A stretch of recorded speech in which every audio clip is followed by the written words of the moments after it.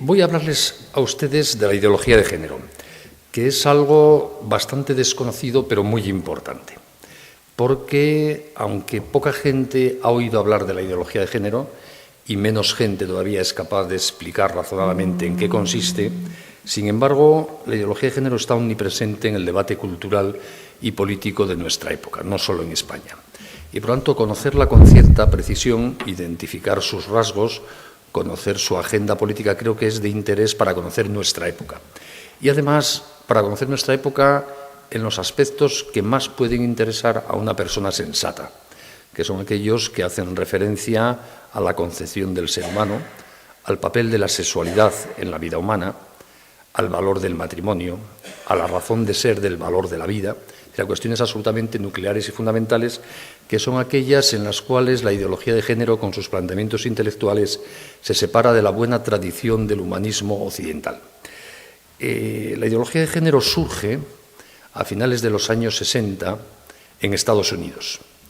Es, lo digo para los más jóvenes, para los más mayores como mero recuerdo, la época de la gran bonanza económica de Occidente.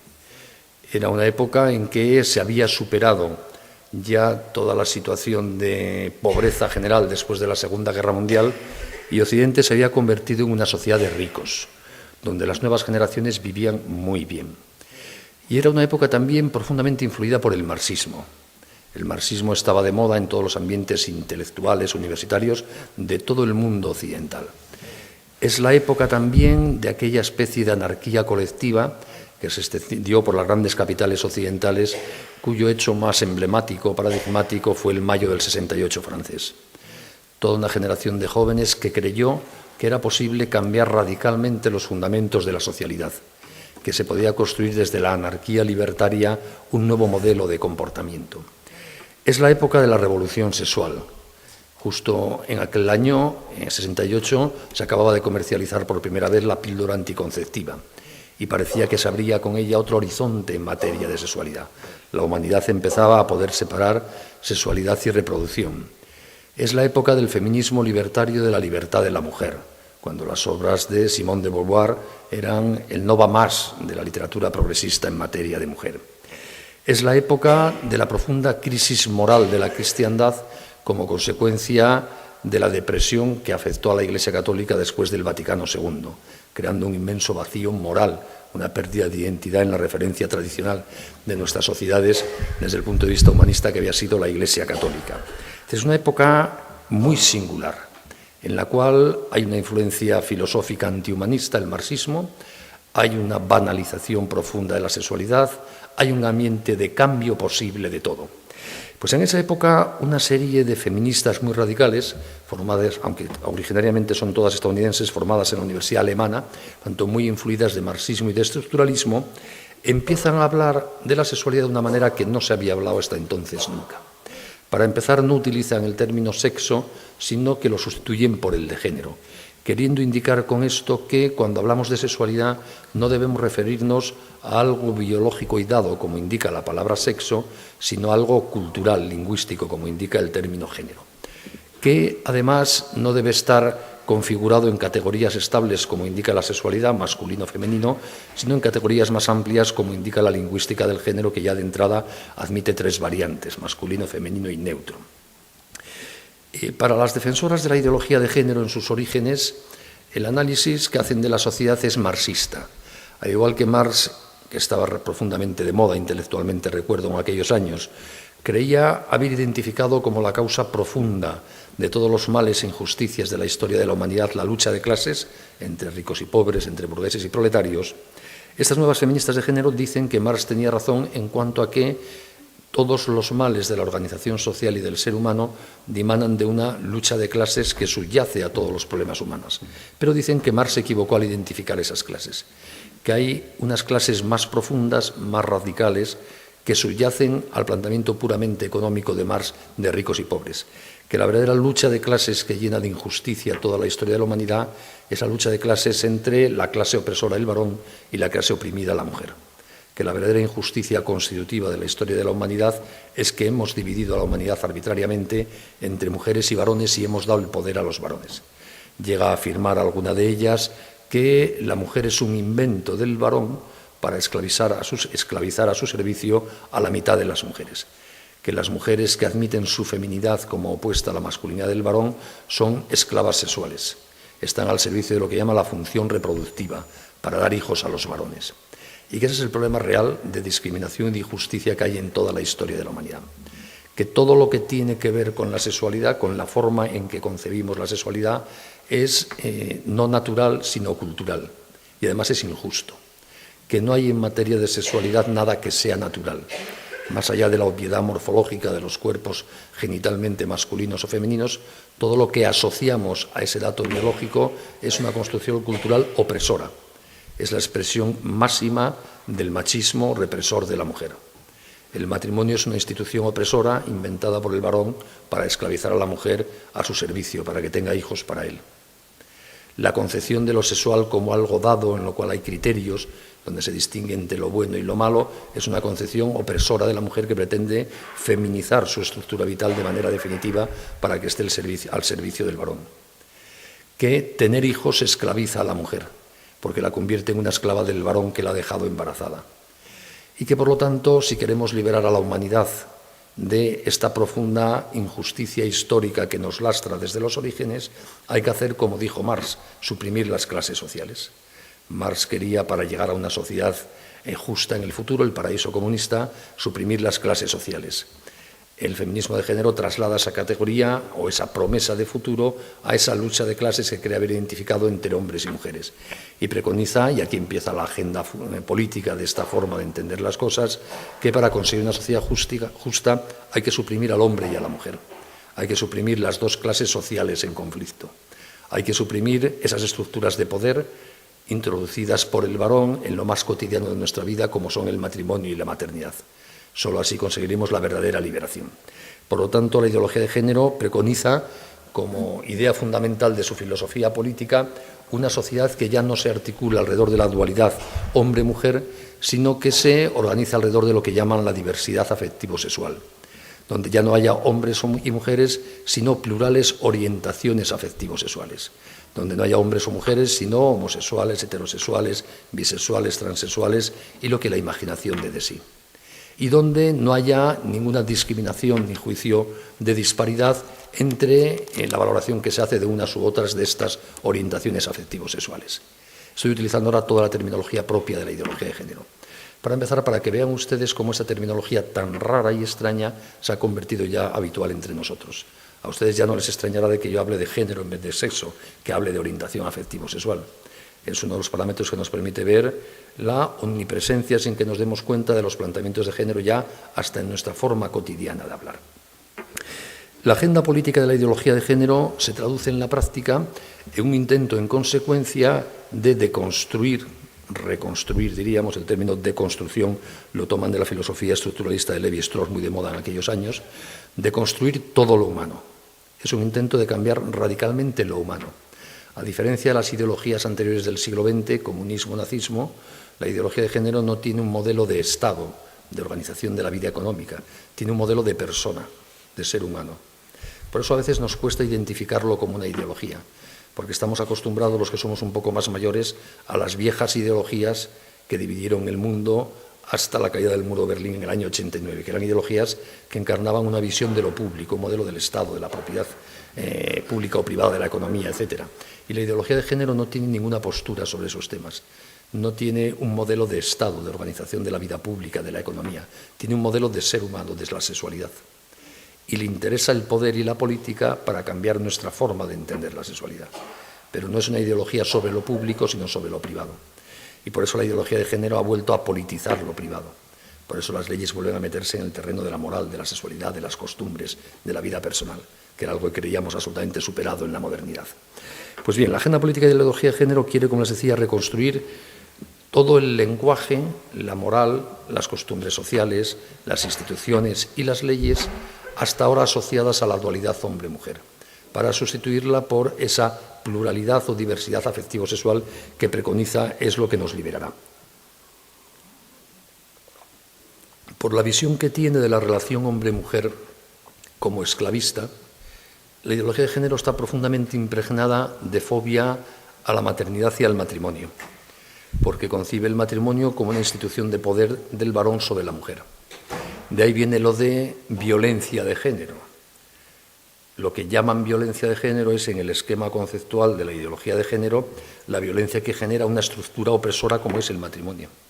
Y por eso quieren hablar de violencia de género y no les vale violencia doméstica o en el hogar, a pesar del hecho evidente que en el hogar puede haber violencia entre un abuelo y un nieto, pero solo quieren hablar de violencia de género porque lo asocian a la categoría ideológica de que el hogar, el matrimonio, es una estructura de poder que genera violencia, conflicto necesariamente. Por eso hay fobia al matrimonio y hay fobia a la maternidad. Y por eso, en el contexto cultural de la ideología de género, un poco más adelante, cuando fue técnicamente posible, se han exaltado muy seriamente las tecnologías de reproducción asistida.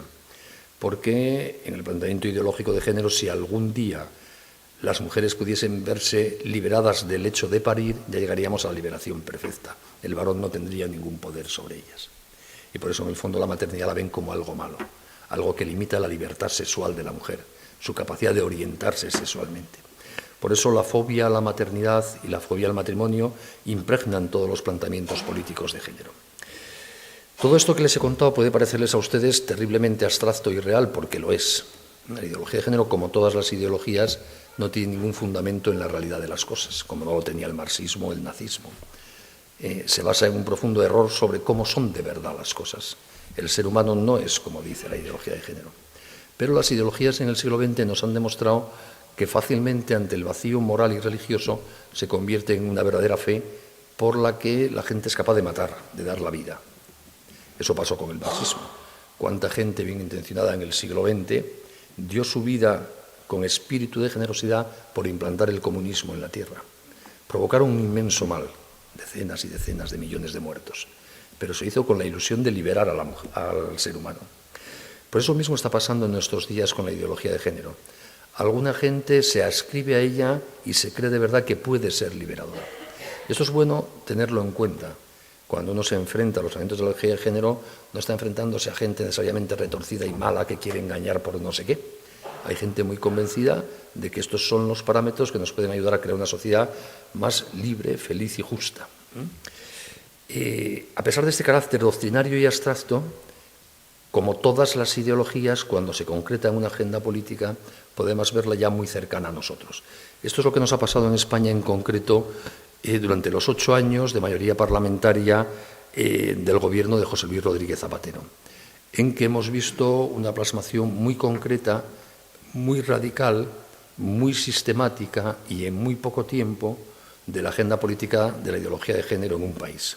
Eso es lo que ha distinguido a España de otros países, que la agenda política de género es como un virus que pulula por el mundo y de vez en cuando en un país u otro partidos de derechas o de izquierdas se hacen eco de alguna propuesta inspirada en la doctrina de género. Pero solo España ha vivido con una total intensidad y sistemática la aplicación de toda la agenda política de género en 8 años solo. Y les hago un rápido recorrido, sin detenerme en otras cosas que podría hacer, en las leyes, que es lo más conocido. El primer proyecto de ley prácticamente que se envía al Parlamento después de constituirse la nueva mayoría parlamentaria del año 2004 es la Ley de Violencia de Género. Una ley que se llama así, y así se defiende expresamente en los debates parlamentarios, para que a través de ella se haga una función pedagógica en la conciencia colectiva española sobre la relación familiar y específicamente matrimonial como generadora de violencia. Y cuando en el Parlamento se presentan enmiendas para cambiarle el nombre por Ley de Violencia en el Hogar, Ley de Violencia Doméstica, hubo varias pretensiones, o incluso un informe de la Real Academia de la Lengua que desaconsejó ese nombre porque no responde al uso correcto de género en castellano, la mayoría gubernamental se negó, alegando que esta ley no solo pretendía establecer medidas penales o administrativas para perseguir la violencia en el hogar, sino hacer una pedagogía cultural sobre la visión de género del matrimonio. Entonces, es la primera ley ideológica de género que se aprueba en España. Casi inmediatamente se aprueba la ley conocida popularmente como Ley del Matrimonio Homosexual, que no es tal. Es una ley que suprime el matrimonio para equipararlo a las uniones de personas del mismo sexo, que no es lo mismo. Es decir, lo que hace esa ley es excluir de la definición legal de matrimonio en el Código Civil la referencia dual al hombre y la mujer, de tal manera que desde su aprobación el matrimonio en España es la unión de cualesquiera dos personas, sea cual sea su orientación afectivo-sexual. Eso es pura ideología de género. ¿Por qué no quiere la ideología de género que haya una institución específica para la unión entre el hombre y la mujer llamada matrimonio? Porque para la ideología de género el hombre y la mujer no existen, son un invento cultural, esclavista para la mujer. Y por eso el matrimonio debe excluir la dualidad hombre-mujer. Al mes escaso de aprobarse esa ley del llamado matrimonio homosexual, se aprueba la ley del divorcio exprés, conocida así popularmente. Como saben ustedes, es una ley que establece que todo matrimonio en España es resoluble por divorcio, es divorciable a partir del tercer mes de la boda, a petición unilateral de cualquiera de los cónyuges, sin necesidad de alegar causa ninguna. Es decir, que desde que entró en vigor no se puede pedir a los tribunales que protejan la estabilidad del matrimonio y solo se puede pedir a los tribunales, solo hay acción, diríamos los juristas, para pedir su ruptura a partir del tercer mes de la boda. Obviamente el divorcio no es un invento de la ideología de género, pero en clave de género hace falta un divorcio exprés, porque como el matrimonio no tiene nada que ver con la complementariedad hombre-mujer ni con la reproducción, solo debe durar lo que dure el afecto, la orientación, la sexualidad. No tiene ningún significado social, ninguna función social el matrimonio, es pura expresión de la afectividad sexual de las personas y debe durar lo que dure esa voluntad de expresión afectivo y sexual. Por eso encaja perfectamente en los planteamientos de género ese salto al divorcio unilateral y sin causa que establece en España la ley del conocido popularmente como ley del divorcio exprés. Y muy poquito después se aprueban dos leyes, la ley de investigación, estamos en el año 2007 ya, la ley de investigación biomédica y la nueva ley de técnicas de reproducción asistida, que convierten a España en el país del mundo, quitando algún sitio muy singular como Singapur, por ejemplo, donde hay más permisibilidad legal con todas las experimentaciones bioéticas y todas las técnicas que se pueden aplicar en el entorno de la reproducción artificial. Como pasaba con el divorcio, la reproducción asistida no es un invento de la ideología de género, pero como les indiqué antes, en la visión antropológica de la ideología de género hay una apuesta liberadora por este tipo de tecnologías. Y por eso, desde esas leyes, España es un país en el cual prácticamente se puede hacer de todo sin ningún contrapeso ético consagrado en la ley. Y, de hecho, hoy día hay cosas que son delito en Francia, en Gran Bretaña, en Alemania, en este contexto y que están permitidas por las leyes españolas del año 2007, como la clonación, por ejemplo.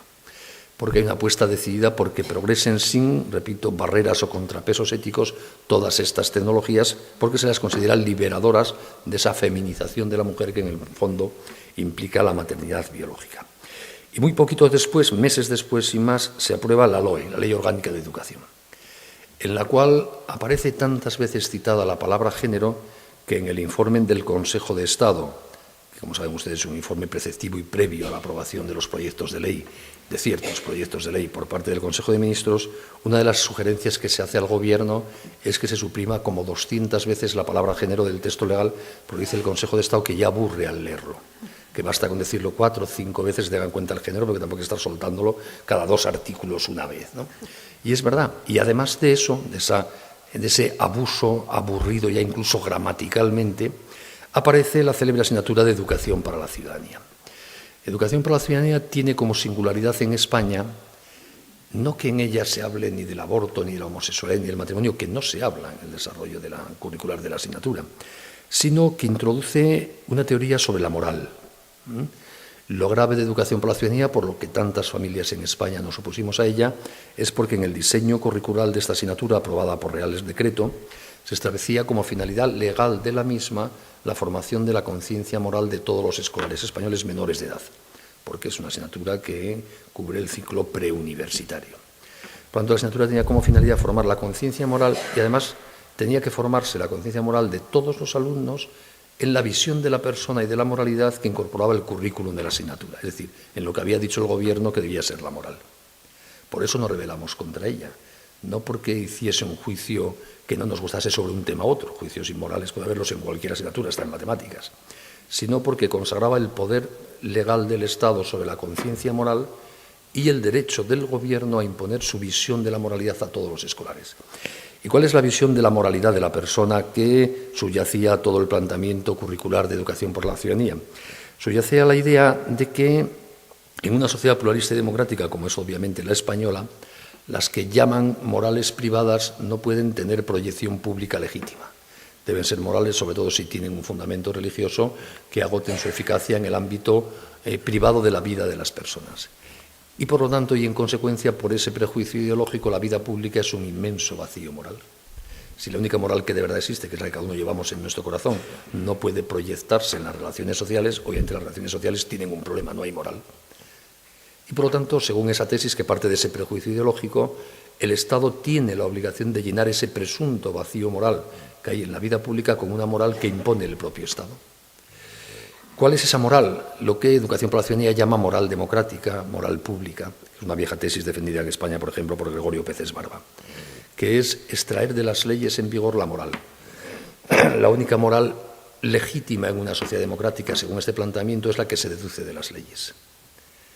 Como las leyes en vigor en ese momento ya en materia de sexualidad y matrimonio eran inspiradas por la ideología de género y del divorcio exprés, de reproducción asistida, de matrimonio homosexual, se convertía en principios morales vinculantes para enseñar en la escuela esos valores que estaban en ese tipo de ley, es decir, la ideología de género.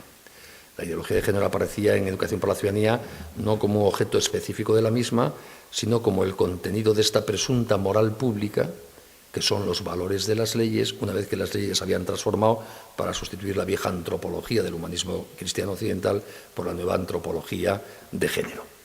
Y por eso al final esa asignatura tenía una profunda carga ideológica en sí misma. Luego se aprobó la ley conocida digamos, en la prensa como reguladora de la transexualidad, que no era tal. Era una ley que modificaba el registro civil. La transexualidad, como saben ustedes, es un fenómeno que existe, tan viejo como la humanidad. Tenemos rastro de ella en la Biblia, en la literatura egipcia, griega, romana, babilonia, etc. En materia de sexualidad, dicho sea entre paréntesis, no hay nada nuevo bajo el sol desde la época de las cavernas. Está todo inventado. No es verdad que en el siglo XX hayan aparecido nuevas formas de familia o nuevas formas de sexualidad. Es uno de esos pocos campos en que no se ha inventado nada nuevo desde hace miles y miles de años. Todas las virtudes y todos los defectos están ya vistos y más que vistos. No hay nada nuevo posible. Lo único nuevo que hay ahora es una valoración ideológica distinta de cosas que hemos conocido siempre. Pues la transexualidad, como les decía, existe. Es una enfermedad, los médicos la llaman disforia de género, está catalogada como tal, que por las razones que sean, tema más complicado, lleva a que algunas personas no se identifiquen en la autopercepción de sí mismas como personas con la sexualidad de su cuerpo. Es decir, mujeres, biológicamente mujeres, que se sienten hombres y hombres que se sienten mujeres. Y cuando eso sucede, que no es muy frecuente en España, según la Sociedad Española de Endocrinología, que es la especialidad médica que trata la disforia de género, hay unas 6.000 personas diagnosticadas de disforia de género. No es un tema cuantitativamente tan relevante, pero existe y siempre ha existido. Y cuando existe disforia de género, algunos médicos aconsejan eso que se llama popularmente una operación de cambio de sexo. El cambio de sexo en sí mismo es imposible, porque todas las células de un cuerpo son masculinas o femeninas, todas. Todas las células de mi cuerpo son masculinas. Todas las células del cuerpo de Polonia son femeninas. No solo las genitales, todas. Por tanto, cambiar de sexo es imposible. Lo que uno puede hacer con tratamientos quirúrgicos y hormonales es cambiar la apariencia externa genital de su cuerpo. Se estirpan o se ponen determinadas cosas y la apariencia externa del cuerpo puede pasar de una apariencia masculina a una apariencia femenina, pero sigue siendo un cuerpo masculino o femenino porque eso no es cambiable. Y cuando había estas llamadas operaciones de cambio de sexo, ya la jurisprudencia hace muchos años que había reconocido, nuestro Tribunal Supremo, que una persona que se había operado, o sea, que tenía un cuerpo aparentemente de forma externa de otro sexo distinto de aquel que tuvo al nacer, podía cambiar su inscripción en el registro civil para obtener un DNI que fuese acorde con la apariencia externa de su personalidad. De tal manera que una persona podía haber nacido como hombre llamado Manuel y si se operaba de sexo y su cuerpo aparentaba ser una mujer, podía lograr que le diesen un carnet de identidad que pusiese María Luisa. Bien, puede ser discutible o no. Pero con esto lo que quiero decir es que no había un problema legal o jurídico con la transexualidad en España. Estaba ya resuelto hace mucho tiempo por el Tribunal Supremo. Por tanto, lo que hace la nueva ley del año 2007 no es regular la transexualidad, a pesar de que eso es lo que se dijo en la prensa. Hace algo mucho más profundo e ideológicamente cargado. Como ustedes saben, lo que nos define como personas ante el derecho civil del Estado es el registro civil. Uno nada más nacer es inscrito en el registro civil y se le inscribe con los datos que en ese momento constan de su persona, que son la fecha de nacimiento, quién es papá y quién es mamá, y si es hombre o mujer. Así se inicia una inscripción en registro. Por lo tanto, el ser hombre o mujer es algo que hasta ahora nos definía jurídicamente. Lo que hace esta ley es permitir que se cambie esa inscripción como hombre o mujer una vez que uno es ya adulto, sin necesidad de hacer operaciones de cambio de sexo. O sea, de tal manera, con la nueva ley, una persona que es hombre o mujer, también en la apariencia genital morfológica exterior de su cuerpo, puede inscribirse como del otro sexo. Es decir, lo que hace en el fondo es sustituir el sexo como dato definidor de la persona a efectos jurídicos civiles por el género, por lo que yo decido ser. Si yo decido ser mujer, aunque mi cuerpo sea masculino, tengo derecho a inscribirme como mujer. Es decir, lo que importa es lo que yo decido, el género, no el sexo, lo que tengo, lo que soy. Por eso esa ley es una ley profundamente cargada de ideología. Se vende como una manera de resolver el problema de un pequeño grupo de seres humanos y no es verdad. Es una ley de una carga ideológica brutal. Probablemente la más grave, aunque sea la más desconocida, desde el punto de vista de su carácter ideológico transformador de la forma de ver las cosas en la ley y por el efecto pedagógico de la ley en la propia sociedad española. Luego, porque eso, como os decía antes, a través de educación para la ciudadanía, se traslada a la moral que enseñamos a los niños en las escuelas, ¿no? Y después de esa ley se culmina ya la agenda de género con la llamada Ley del Aborto del año 2010. El aborto, evidentemente, no es un invento de la ideología de género, pero para la ideología de género es imprescindible que la mujer tenga derecho a abortar. No que no sea un delito, que no se castigue, sino que sea un derecho de la mujer. ¿Por qué? Porque la esencia de la ideología de género es desvincular a la persona de su sexualidad y a la mujer de su posibilidad de ser madre. Por eso, en la ley del año 2010, que se llama legalmente Ley Reguladora de la Salud Sexual y Reproductiva y de la Interrupción Voluntaria del Embarazo, de forma coherente con este nombre, se dedica a la regulación de la llamada interrupción voluntaria del embarazo, es decir, el aborto, solo los artículos 11 y siguientes de la ley. Los 12 y siguientes. Los 11 primeros se dedican a regular lo que la ideología de género llama salud sexual y reproductiva, que es la visión de la sexualidad propia de la ideología de género. La propia expresión salud sexual y reproductiva es propia de la ideología de género. Y consiste en afirmar que forma parte del derecho constitucional a la salud el derecho a no ser madre. O sea, la posibilidad de excluir la maternidad forma parte de mi derecho a la salud. Eso es lo que llama salud sexual y reproductiva. Y por lo tanto, el derecho garantizado y financiado por el Estado a todos los medios técnicos o quirúrgicos a los que una pueda acudir para no ser madre. Y de hecho, cuando esa ley del año 2010 habla del derecho a la maternidad, lo que quiere decir es el derecho a no ser madre. No es el derecho a tener un niño, es el derecho a quitártelo de encima. Y por eso esa ley es la ley más abortista de todo el mundo. No tanto por los plazos o los casos en que permite el aborto, que es ya de las que más generosamente lo permite, sino porque es la única ley del mundo que yo conozca que reconoce el aborto como un derecho subjetivo de rango constitucional de la mujer. No como algo que no se castiga, como algo que se permite, sino como algo a lo que se tiene de una prestación obligatoria del Estado hacia la mujer. Eso que yo sepa, ese paso no lo ha dado ninguna ley del mundo. Y lo da la ley española porque eso es el mandamiento de género. No es ya solo eso que no se castigue, que se permite, que se ayude, es que forma parte del derecho a la definición de la personalidad femenina, el derecho a abortar. Y por debajo del aborto, por supuesto, anticoncepción, esterilización y todo lo que ustedes quieran. Son leyes, como ven ustedes, que más allá de resolver de manera acertada o no, justa o injusta, un problema jurídico o un conflicto social, tienen una vocación de transformación antropológica, de la visión de la persona. Por eso son leyes profundamente ideológicas. Y por eso, cuando se ve el elenco de todas ellas, se ve que España ha vivido una verdadera revolución cultural. En otros países hay gente que preconiza el matrimonio homosexual, que preconiza más divorcio o más aborto. Como les decía antes, son propuestas más o menos sueltas, que tienen éxito, no éxito, que las apoya un grupo dentro de la clase política, otro. En España, que yo sepa, es la única ocasión que hemos vivido en tan poquito tiempo, una transformación tan sistemática y radical de los principios humanistas que inspiraban en cuestiones básicas como vida, sexualidad, familia, matrimonio, a la vieja o civilización occidental por las categorías intelectuales de una nueva antropología, la ideología de género. Por tanto, como ven ustedes, aquello que cuando lo explicábamos teóricamente parecían cosas tan raras, lo tenemos aquí.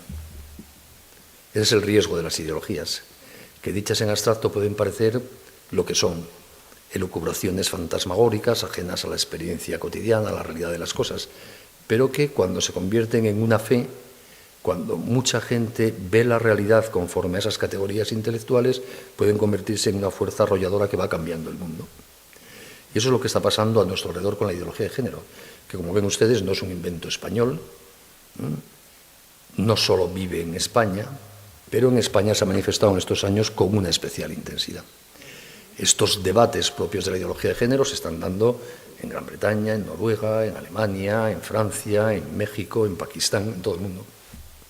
Aquí los hemos vivido, repito, con especial intensidad, con un carácter muy sistemático y además con un gran radicalismo en las propuestas. Por eso aquí ha saltado más a los ojos los planteamientos de género.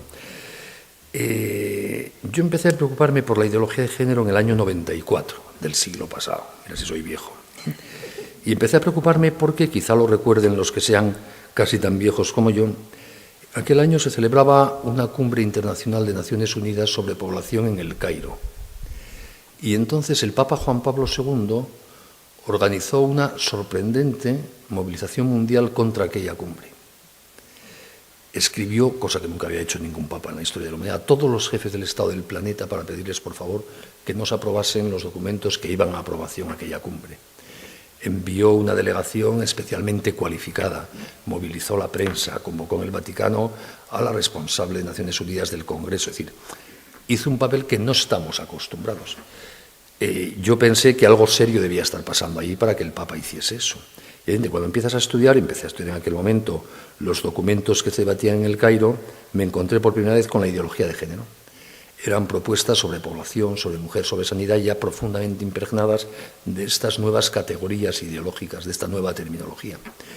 Y en aquel año 94 el Papa consiguió en parte, no del todo, pero sí en parte su objetivo, y los documentos que se aprobaron a finales de aquella cumbre fueron relativamente modificados. Pero al año siguiente, en el año 95, se celebró una nueva cumbre mundial de Naciones Unidas, esta vez en Pekín, ya se llamaba Beijing en vez de Pekín, sobre la mujer. Y aunque el Papa Juan Pablo II intentó de nuevo movilizar a estados, gobiernos y opinión pública, esa batalla la perdió. Hubo una coalición entre el gobierno de Clinton, muy influido por la ideología de género en Estados Unidos, y la presidencia de la Unión Europea, que en aquel momento correspondió al gobierno español, muy imbuido de ideología de género, que hicieron una pinza que hizo que en Beijing se aprobasen una verdadera planificación de género como agenda política de Naciones Unidas, es decir, de toda la comunidad internacional. De hecho, las conclusiones y recomendaciones de Beijing se citan todavía, por ejemplo, en la exposición de motivos de la Ley del Aborto española del año 2010 como su inspiración ideológica.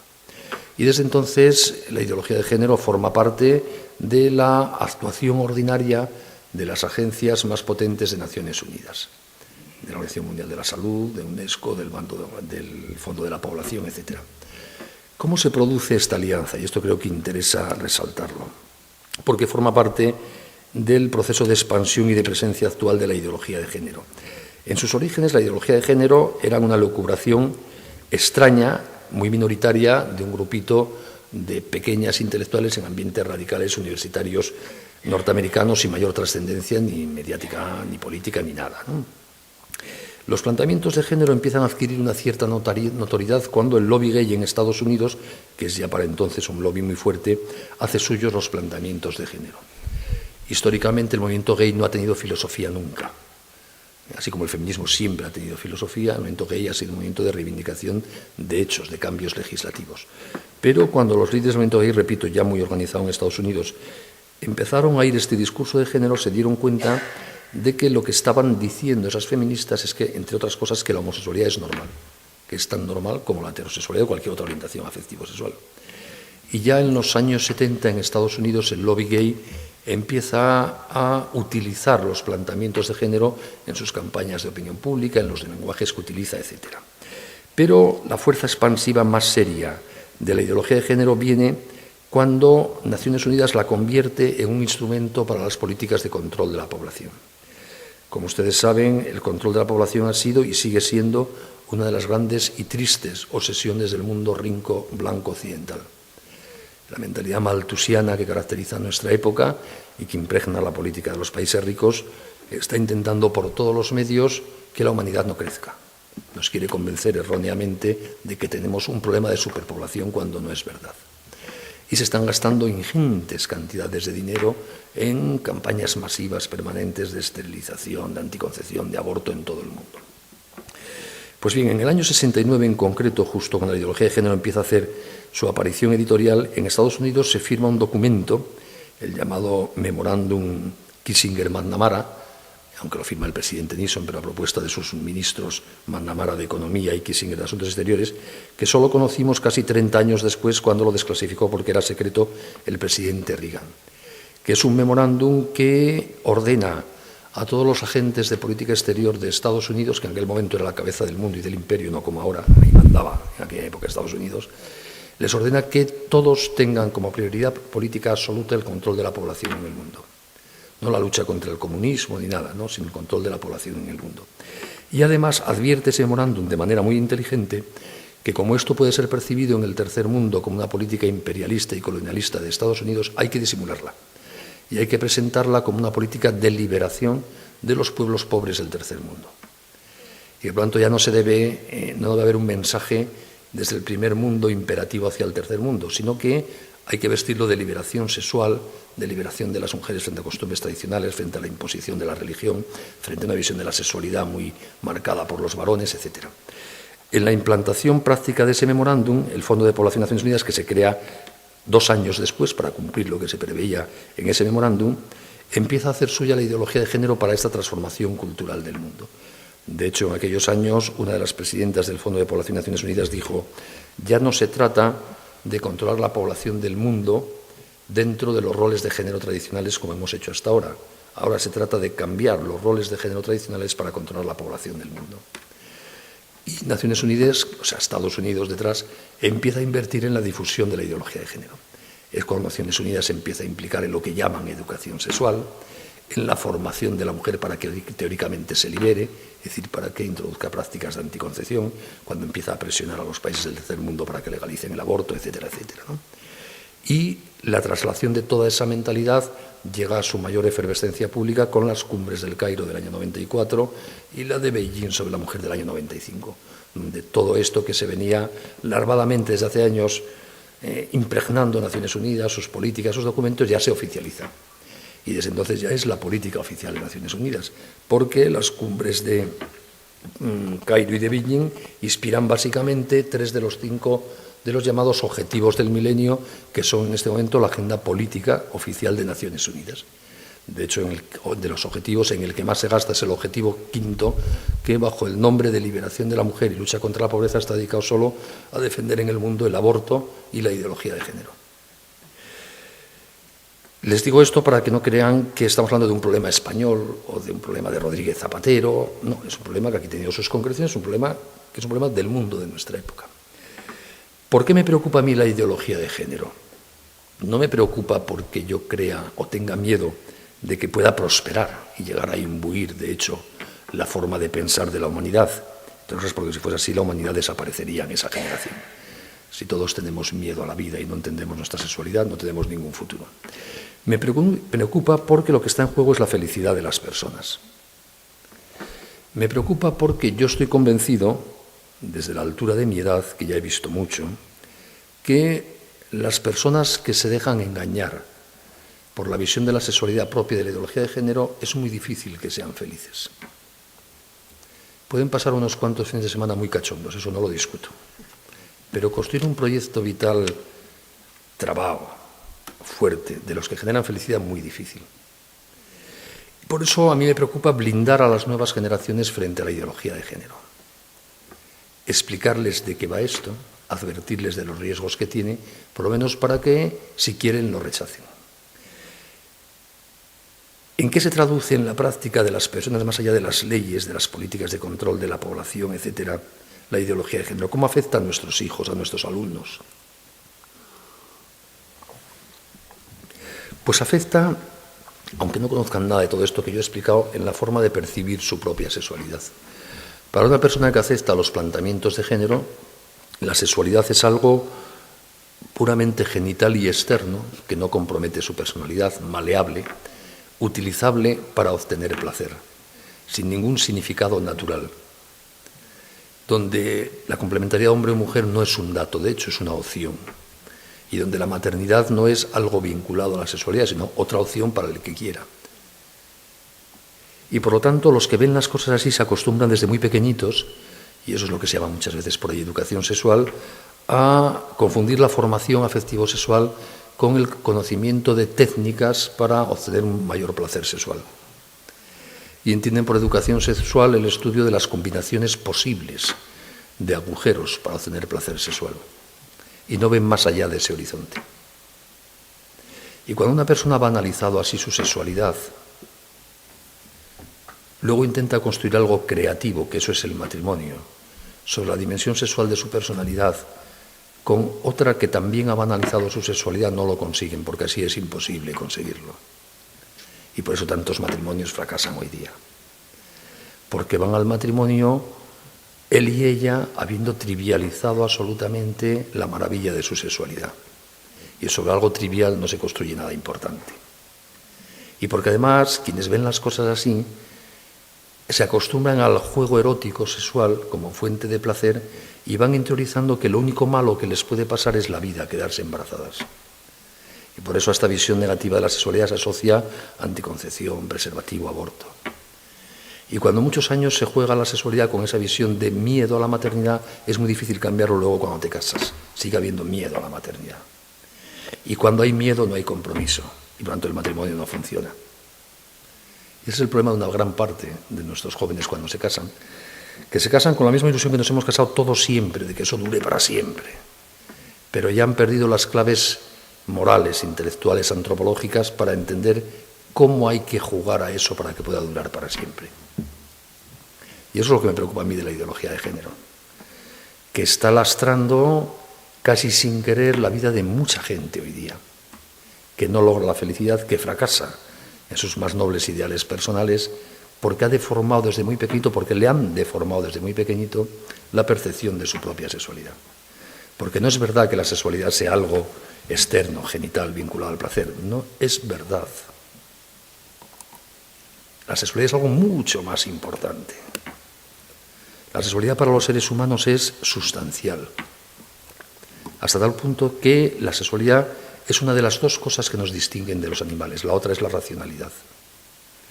Porque los animales se limitan a estar sexuados y ejercer la sexualidad en la época de celo. Pero fuera de la época de celo no afecta para nada su estilo de vida.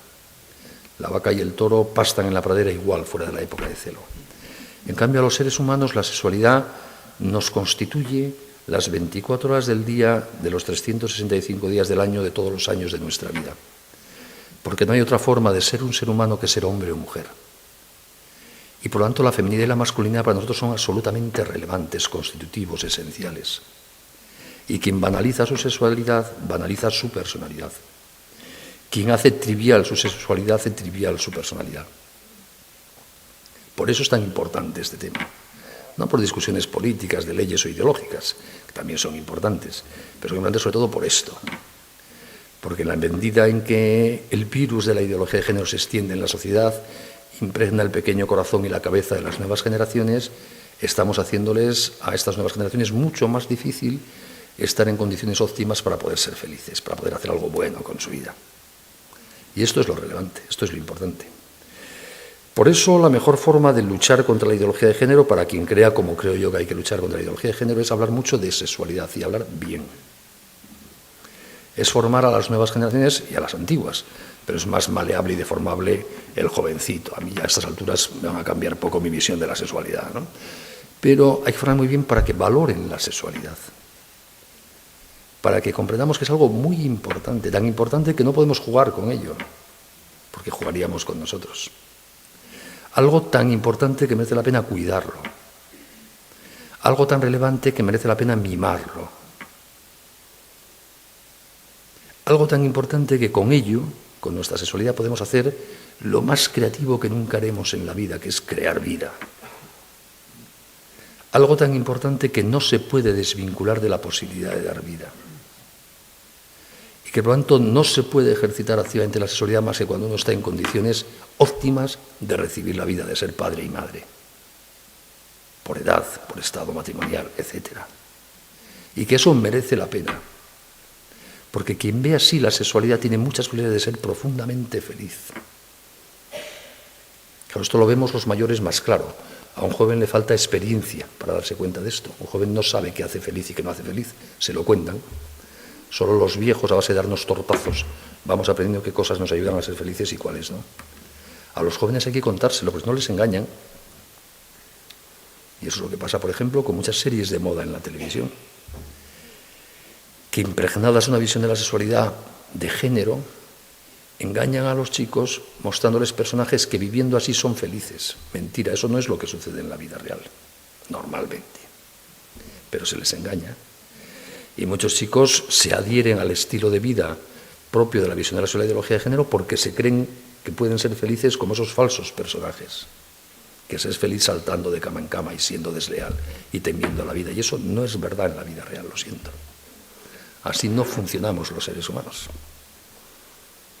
Y basta mirar a nuestro alrededor. Les propongo a ustedes que miren a su alrededor, que piensen en sus hermanos, en sus amigos, en sus compañeros de colegio, quienes tienen vidas plenas, felices, rodeados de cariño y quienes no.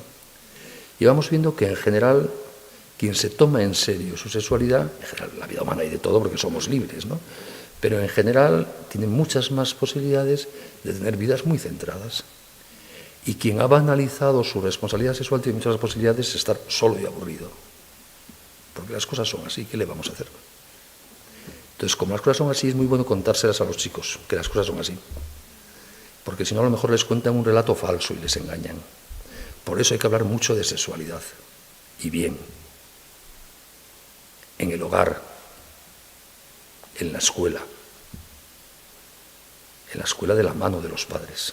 Pero en una sociedad profundamente hipersexualizada como la nuestra, sería absurdo que la sexualidad no aparezca en la escuela como si fuese algo extraño, de lo que no se puede hablar, aunque la responsabilidad es de los padres. Y en el hogar debemos hablar de sexualidad, desde que son muy pequeñitos. No hablar cuando tienen 11 años o 12, que pueden estar corrompidos absolutamente. Hay que hablar de sexualidad cuando tienen 1 año y 2, y 3, y 4, y 5. Porque hablar de sexualidad no es explicar el Kama Sutra, es hablarles del valor del cuerpo, y del sentido del pudor, y de por qué nos vestimos, y de por qué les vestimos, y de la importancia de la higiene, y de la maravilla de que haya niños y niñas para que un día haya papás y mamás, y hablar bien de la vida, del embarazo, de la esperanza. Eso es educar en la sexualidad. Y según crecen se les explica todo lo que tiene que ver con la sexualidad, porque no hay nada malo, es una maravilla. Qué gran daño pueden hacer a sus hijos los padres que se turban o se azoran cuando sus hijos hablan de sexualidad. Porque a la segunda vez que pase eso, el niño no volverá a hablar de sexualidad en casa. Y les hemos privado de la posibilidad de hablar de estas materias con quien les puede dar criterios sobre estas cosas. Los niños deben percibir desde muy pequeñitos que los que de verdad saben de sexualidad, los expertos mundiales número uno en sexualidad son papá y mamá, que son con los que hay que hablar de estas cosas, obviamente. Por eso los padres, los educadores hoy día debemos prepararnos con una especial responsabilidad para educar a nuestros hijos en esta materia afectivo-sexual. Siempre fue una obligación de los padres, pero hoy día es una obligación irrenunciable absolutamente. Porque por estar en una época, la primera de la historia de la humanidad, donde mucha gente no se aclara sobre su sexualidad, si no educamos a nuestros hijos, el gran riesgo es que ellos no se aclaren. Este riesgo no existía hace un siglo, o era mucho más minoritario, porque en general la humanidad se ha aclarado sobre su sexualidad siempre. Otra cosa es la conducta. Una vez aclarado, uno puede hacer de todo porque somos libres. Pero el criterio era claro, la gente sabía lo que es un hombre, lo que es una mujer. El sentido de la complementariedad físico-psíquica entre hombres y mujeres. La razonable apertura a la vida del sentido de la sexualidad en la especie humana. Pero esto es lo que hoy día la gente no entiende. Por eso hoy día educar en este campo es especialmente imprescindible. ¿Qué se le va a hacer? Si viviésemos en Estados Unidos en 1830, teníamos que educar a nuestros hijos sobre la igualdad de las razas. Tenemos que asentar firmemente en su corazón que negros y blancos somos igual de dignos y de humanos, porque era el problema de aquella época. Hoy día el problema es este otro, el desnorte sobre la autopercepción de la propia sexualidad provocado por los planteamientos de género. Y por tanto tenemos que centrar la educación en este tema. Y por eso maestros y maestras, profesores y padres y madres, tenemos una especial obligación de prepararnos muy bien en este campo. No podemos mirar para otro lado, porque es el problema de nuestra época. Y debemos enseñar a chicos y chicas, y debemos creernos nosotros mismos, que somos libres, también frente a la sexualidad. Que nadie es su conducta sexual. Que no hay ningún determinismo sexológico. Que uno no es lo que le apetece, lo que le tienta, aquello a lo que se orienta. Que somos libres, sexuados pero libres frente a nuestra propia sexualidad.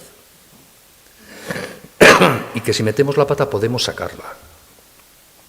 Y que si vamos metiendo la pata 45 años podemos sacarla porque seguimos siendo libres. Que nadie es homosexual. Somos libres frente a nuestra propia sexualidad. Podemos tener tendencias, apetecernos, hacer, vale, pero seguimos siendo libres frente a nuestra sexualidad. Nadie está condenado a nada. Esto es muy importante en el proceso de educación. Enseñar a los chicos y a las chicas que no tiren la toalla ante sus propios defectos y fallos. Nosotros mismos no desesperar ante sus propios defectos y fallos. No darles la sensación de que no nos fiamos de su libertad para ser mejores o que hemos perdido la fe y la esperanza en eso. Qué terrible traición es no tener fe en los que queremos, especialmente en nuestros hijos.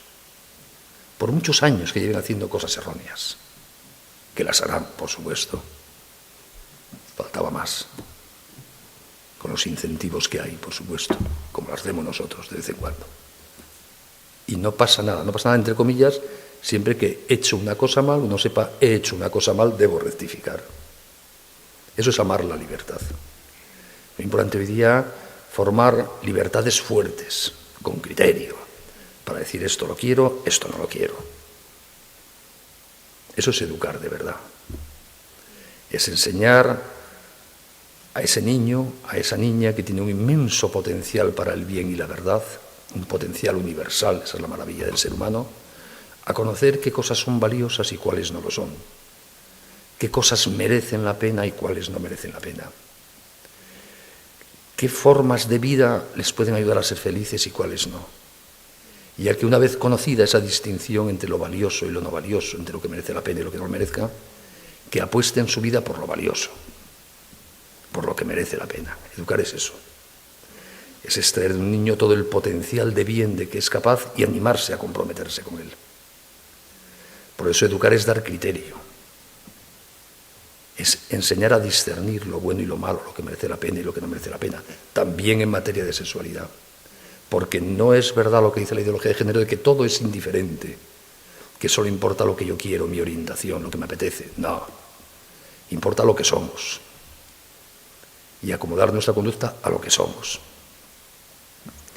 Y para eso hay que tener muy claro que consistimos en algo,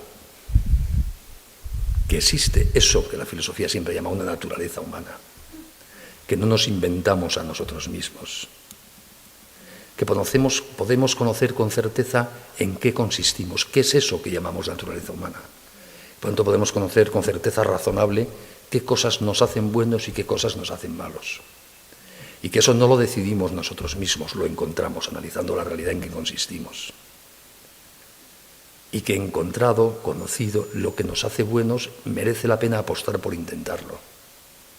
Eso es educar también en materia de sexualidad.